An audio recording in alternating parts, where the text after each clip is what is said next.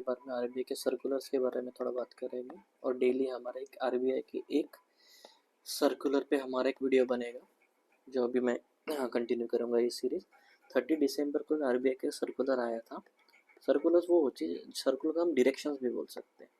अभी आपको सर्कुलर का एग्जैक्ट मीनिंग पता नहीं चलेगा जब आप बैंक में आएंगे या फिर आरबीआई में आपका सिलेक्शन होगा या एलआईसी में सिलेक्शन होगा, तो आपको पता चलेगा कि सर्कुलर्स क्या होते हैं, डायरेक्शंस क्या होते हैं। ठीक है, तो अभी ये सर्कुलर क्या करते हैं इसके बारे में कि introduction of beneficiary bank account name lookup facility for real time gross settlement and national electronic fund transfer.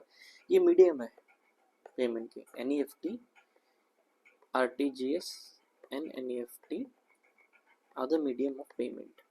Okay, इसमें होता क्या था बेसिकली, अभी आरबीआई ने ये क्यों इंट्रोड्यूस किया है कि यहाँ पे लुकअप फैसिलिटी हो करके। पहले हम गूगल पे से या फ़ोन पे यूज़ करते हैं या कोई भी यूपीआई ऐप हम यूज़ करते हैं, किसी भी बैंक का हम ऐप यूज़ करते हैं, तो उसमें हम नंबर से डायरेक्टली उसका नाम वगैरह आ जाता था, कौन है बेनिफिशियरी पता चल जाता, फिर ए बी को पैसा भेज रहा है फॉर एग्ज़ाम्पल, तो मैं नंबर डाल दूँगा उसका, अकाउंट नंबर डाल दूँगा, तो उसका डायरेक्टली नाम वगैरह सब फैच हो जाता था। पर आरटीजीएस और एनईएफटी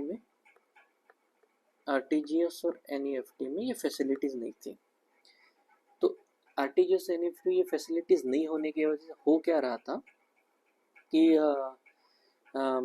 अभी किसी कोई बैंक एम्प्लॉय, फॉर एग्जांपल हम एग्जांपल लेते हैं, आपने किसी को एक पेपर पे आरटीजीएस करने दिया बैंक के फॉर्मेट में, ठीक है, ये तुम्हारा हो गया फॉर्मेट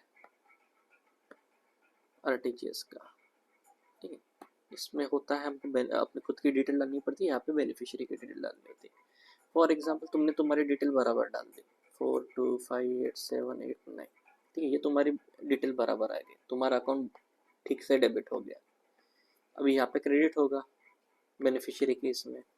अब क्या हुआ, तुमने बेनिफिशियरी का अकाउंट नंबर होगा 137845 और तुमने लिख दिया होगा 137849। अब इसमें क्या हो रहा था, पहले फेच नहीं होता था ये किसका नाम है करके, बिल्कुल भी फेच नहीं होता था कि कौन है, ठीक है, और तुमने डाल दिया 49, पैसा चला गया रॉन्ग अकाउंट में पैसा चला गया। अब क्या कर सकते, फिर आप बैंक को कंप्लेंट करेंगे, रिकवरी करेंगे, ये सब चीज़ें होंगी। तो अभी आरबीआई ने क्या इंट्रोड्यूस किया है कि अभी ये चीज़ फेच होगी, अगर कोई गलत नंबर भी डाल रहा है तो वहाँ पे नाम आ जाएगा।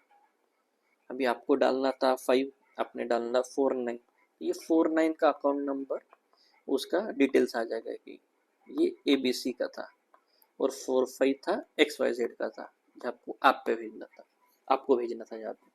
तो ये एक एडवांटेज हो जाएगा। ये एडवांटेज पहले ही यूनिफाइड पेमेंट इंटरफेस में था, IMPS में था, ठीक है, बट आरटीजीएस और एनईएफटी में नहीं था। अभी एनपीसीआई ने ये बोला है कि आरटीजीएस एनईएफटी में भी ये चीज़ रहेगा, तो ये एक एडवांटेज रहेगा।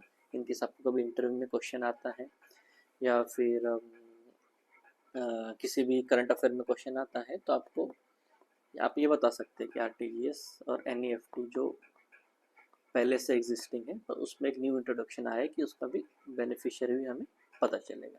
Thank you so much.